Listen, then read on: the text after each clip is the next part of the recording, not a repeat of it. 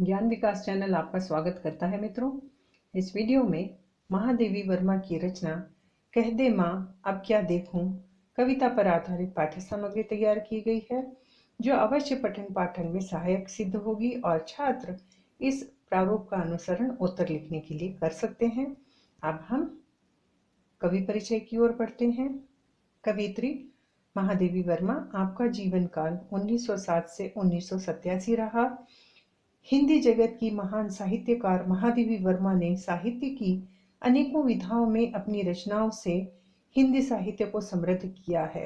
आप छायावाद की प्रमुख कवित्री हैं। आपने अपने जीवन काल में अपने आसपास घट रही घटनाओं पर रचनाएं लिखकर पाठकों के मन को छुआ है। प्राणियों के प्रति विशेष प्रेम रखती थीं और अनेक रचनाएं आपने पशु भावनाओं को अपनी संवेदना से महसूस कर रची हैं। आप प्रयाग महिला विद्यापीठ की प्राचार्य के रूप में सेवाएं देती रही। ज्ञानपीठ पुरस्कार, सक्सेना पुरस्कार, द्विवेदी पदक, भारती मंगला प्रसाद पुरस्कार, पद्म विभूषण पुरस्कार आदि अनेक सम्मानों से आप सम्मानित हुई हैं। आपकी रचनाएं हैं निहार, रश्मि, नीरजा, अतीत के चलचित्र, स्मृति की रेखाएं आदि अनेक। यहाँ आप कवित्री का सुंदर सौम्य चित्र देख सकते हैं। अब हम कविता के सारांश की ओर बढ़ते हैं। जैसा कि हम जानते हैं कि कवित्री का जीवन काल आज़ादी के पहले से लेकर बाद तक रहा, जिसमें उन्होंने देश की दोनों परिस्थितियों को देखा और भोगा, और वे दोनों ही समय में एक जनसाधारण के जीवन में दुख, तकलीफ, घुटन, परेशानी, शोषण को महसूस कर रही हैं। और उसी परेशानी को उन्होंने व्यक्त किया है कि भारत माता के शस्य श्यामला वाले चित्र में एकदम विपरीत भारत माता और स्त्री की एकदम विपरीत चित्र प्रस्तुत करते हुए लिख रही हैं। माँ मैं क्या देखूं अब तुम ही बताओ, कि बागों में खिलने वाली नई कलियों का खिलना देखूं, या मानव जीवन के अभावों को देखूं, या धरती से लेकर आकाश तक फैली हुई तुम्हारी सुंदरता को निहारूं, या समाज में फैली गरीबी से टूटता जीवन देखूं, या तालाबों सरोवरों में खिलते कमल पर थिरकती ओस की बूंद को निहारूं, या दुख से भरी आंखों के छलकते आंसू देखूं। प्रकृति माँ तुम्हारा आंचल तो बहुत सुंदर है। तुमने तो बिना भेदभाव किए प्रकृति पर सभी के लिए सुख सुविधाएं समान रूप से उपलब्ध कराई, किंतु सामाजिक असमानता की यातना मुझे तकलीफ पहुंचा रही है।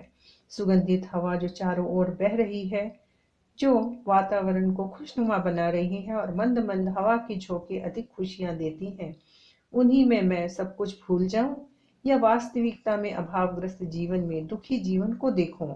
माँ मानव जीवन की तकलीफों को कैसे अनदेखा करूं।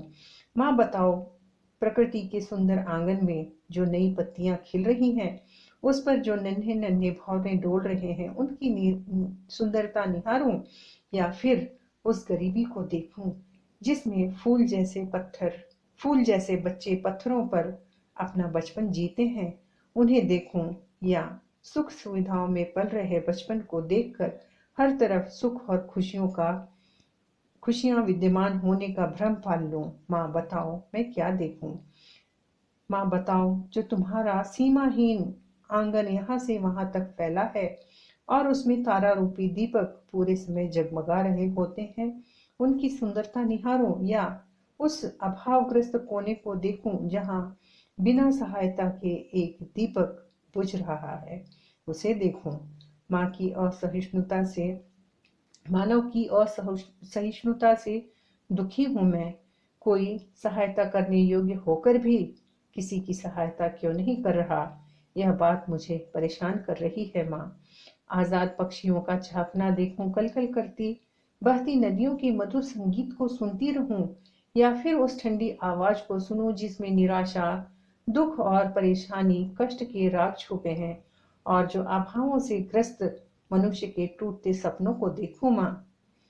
माँ बताओ, मैं तुम्हारे सुंदर आंचल में फैली उन शुभ्र नर्म किरणों के प्यार में डूब जाऊं, या मीठी नींद में सोकर अपने ही सपने बुनती रहूं, या फिर उन दृश्यों को देखूं जो अपनी चिंताओं परेशानियों से टूटकर एक तक मूर्तिवत हो गए हैं, दुखों से पत्थर हो गए हैं, उन्हें देखा करूं माँ, बताओ मैं क्या करूं।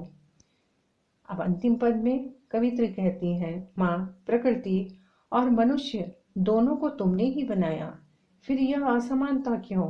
प्रकृति पर चारों ओर स्वच्छ हंसी फैली हुई है, वहीं पर मानव जीवन में न खत्म होने वाले दुखों के पहाड़ हैं।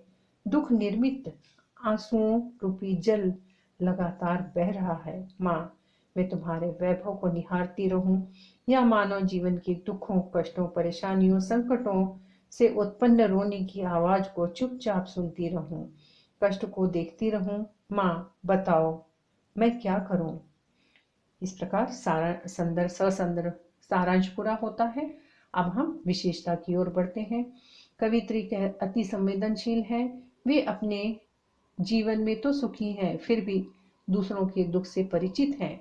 उनकी संवेदना से अन्य लोगों के कष्ट को समझ रही हैं कि जब धरती माता की संतानें हम सभी हैं, तो प्रकृति और मनुष्य में भेदभाव क्यों। अगर मनुष्य में पंच इंद्रियों के कारण प्रकृति से भिन्न है, तो मनुष्य को अन्य मनुष्य के दुख से कोई सरोकार क्यों नहीं है। यह असमानता कवित्री को दुखी करती है, जिसके कारण वे अपने सुख वैभव में भी सुख का आनंद नहीं ले पा रही हैं। इस असमानता पर पाठकों का ध्यान आकर्षित करने का प्रयास कह दे माँ, क्या आप देखूं कविता ने पूरी तरह किया है। और अगर हम भी जीवन को सुखकर बनाना चाहते हैं, तो प्रकृति से सीख लेना चाहिए कि जिस योग्य हम हैं उसे प्राप्त कर सुखी रहें, और आसपास कोई अभावग्रस्त है तो उसे अपनी क्षमता अनुसार संवेदना प्रकट करना चाहिए। यहाँ आप कठिन शब्दों के अर्थ देख सकते हैं। अब हम एक अंकीय प्रश्नमाला की ओर बढ़ते हैं, जिसमें मैं सुझाव देना चाहती हूँ छात्रों कि अगर आपका उत्तर एक शब्द या वाक्यांश में लिखने से पूरा होता है, तो पूरा उत्तर वाक्य लिखने की आवश्यकता नहीं है। उदाहरण के तौर पर यहाँ पर प्रश्न है, कवि खिलती कलियों के साथ किसे देखने की बात कर रहे हैं। कवि खिलती कलियों के साथ प्यासे सूखे होंठ देखने की, अधर देखने की बात कर रहे हैं। यह लिखने की आवश्यकता नहीं है, उत्तर केवल आप प्यासे सूखे अधर लिखेंगे। इस प्रकार आप देख सकते हैं यहाँ पर कविता पर आधारित प्रश्नोत्तर तैयार किए गए हैं और उनके उत्तर केवल एक शब्द में देने हैं। अब हम ससंदर्भ व्याख्या की ओर बढ़ते हैं। फिर एक सुझाव दूंगी कि उत्तर लिखते समय पदों की पूरी पंक्तियां उतारने की आवश्यकता नहीं है, केवल संकेत रूप लिख सकते हैं, जैसा यहाँ पर दिया गया है। प्रसंग है, यह पंक्तियां हमारी पाठ्य पुस्तक काव्य गुलशन की कह दे माँ क्या अब देखूं कविता से लिया गया है, जिसकी कवित्री महादेवी वर्मा जी हैं। और कवि परिचय पूर्ववत रहेगा। संदर्भ है, प्रस्तुत पाठ्य में कवित्री ने समाज में फैले दुख, कष्ट, असंतोष को व्यक्त किया है कि प्रकृति और मनुष्य दोनों ही धरती माता की संतानें हैं, फिर भी प्रकृति हर पल सुंदर है, उसी सुंदरता से आगे बढ़ रही है, किंतु मानव जीवन दुखी है। इस असमानता से असहज होकर कविता में हर कहीं असंतोष दिखाया गया है। इस पद की व्याख्या है, कवित्री माँ भारती से प्रश्न पूछती है कि माँ कहो मैं क्या देखूं, यह असमानता क्यों है तुम्हारे आंचल में। प्रकृति में सदैव खुशियां बरसती है, मैं हर दिन खिलने वाली नई कलियां देखूं या उन अभावग्रस्त परेशान सूखे होठों को देखूं। या माँ बता अब क्या देखूं, तेरी सुंदरता की आभा में डूबे प्राकृतिक सौंदर्य की यौवनावस्था को निहारूं या गरीबी से त्रस्त जर्जर कमजोर जीवन को देखूं। इस पद की विशेषता है, कवित्री अपने मन की स्थिति से परेशान हो समाज में उपस्थित असमानता में अपने आप को सहज नहीं देख पा रही है, साथ ही समाज के हर व्यक्ति का ध्यान इस स्थिति की ओर खींचना चाहती है। भाषा शैली है खड़ी बोली, सरल, सहज, प्रभावशाली है। शब्दार्थ आप देख सकते हैं। अब अगले पदों में प्रसंग, कवि परिचय और संदर्भ पूर्ववत रहेगा। हम दूसरे पद की व्याख्या की ओर बढ़ते हैं। कवित्री माँ भारती से पूछती हैं कि इस असमान दुनिया में मैं क्या देखूं, बताओ माँ। तालाब सरोवर में खिलते नील कमल पर सुंदर हिमकंठ को हंसते हुए देखूं या आशाहीन त्रस्त मुरझाई पलकों को जिसके सपने पूरे न होने के आभास से झरते हुए आंसुओं को देखूं माँ। इन आंसुओं के एक एक कण को में हजारों सपने चूर चूर हुए हैं। इस पद की विशेषता है, प्रकृति अपनी सुंदरता के कारण खिल रही है तो दूसरी ओर मानो जीवन अभावों में सपने चकनाचूर होने से दुखी है। सामाजिक असमानता से कवित्री दुखी है।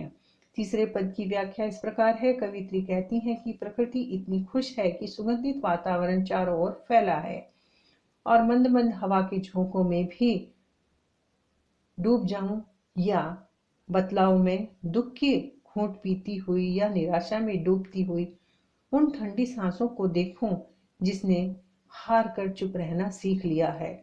इस पद की विशेषता है, कवित्री ने असमानता के प्रति अपना दुख प्रकट करते हुए अपनी अक्षमता के लिए माँ भारती से प्रश्न पूछा है। अब चौथे पद की व्याख्या इस प्रकार है, माँ तुम्हारा आंचल नव प्रकृति की सुंदरता से चमक रहा है, नई नई पत्तियां खिल रही है, उन पर भंवरे जैसे झूला झूल रहे हैं। मैं असमंजस में हूँ कि नन्हे नन्हे भंवरों को नई कपोलों के झूले में झूलता देखूं या उस अभावग्रस्त उस बचपन को देखूं जो नर्म बिस्तर की जगह पत्थरों पर अपना बचपन बिता देते हैं, या उस बचपन को देखूं जो फूलों की तरह हाथों हाथ खुशी से अपना बचपन बिताते हैं। असमानता में कवित्री असहज है। विशेषता है, कवित्री ने नव प्रकृति की तुलना मानव नवजीवन से करके भावों को अधिक प्रभावशाली बनाया है। पाषाण पर मसले बचपन वाली पंक्तियां हर पाठक को सोचने पर मजबूर कर देती है।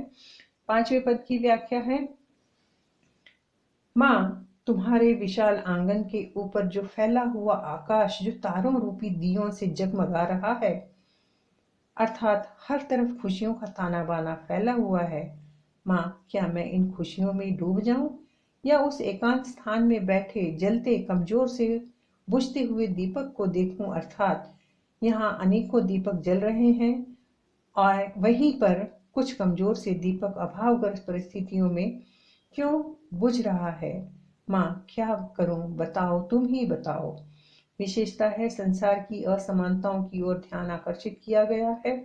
एक आंगन में अनेकों दीपक जगमगाते हैं तो दूसरी ओर परिवार का एकमात्र दीपक अभावों में दम तोड़ने की कगार पर पहुंचा है।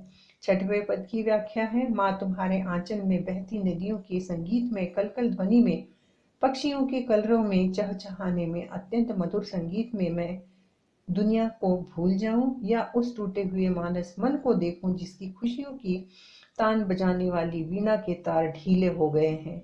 जहां खुशियों का संसार शांत पड़ा है, मैं क्या देखूं, माँ तुम ही कह दो। विशेषता है, कवित्री संसार की असमानताओं से बहुत परेशान है, इन परिस्थितियों से तालमेल नहीं बिठा पा रही हैं और माँ भारती से प्रश्न पूछ रही हैं कि मैं दोनों में से क्या देखूं, तुम ही कह दो माँ। अब हम सातवें पद की व्याख्या की ओर बढ़ते हैं। कवित्री माँ भारती से पूछती है कि माँ तुम्हारे आंचल में कोमल शुभ्र रश्मियां किरणें सुंदरता को बढ़ा रही हैं और मैं क्या उस सुंदरता में उलझकर नींद में डूब जाऊं या उस दुख से सरोकार करूं जिसके थपेड़ों से वह पत्थर के समान कठोर हो गया है और एकटक समस्याओं को झेल रहा है।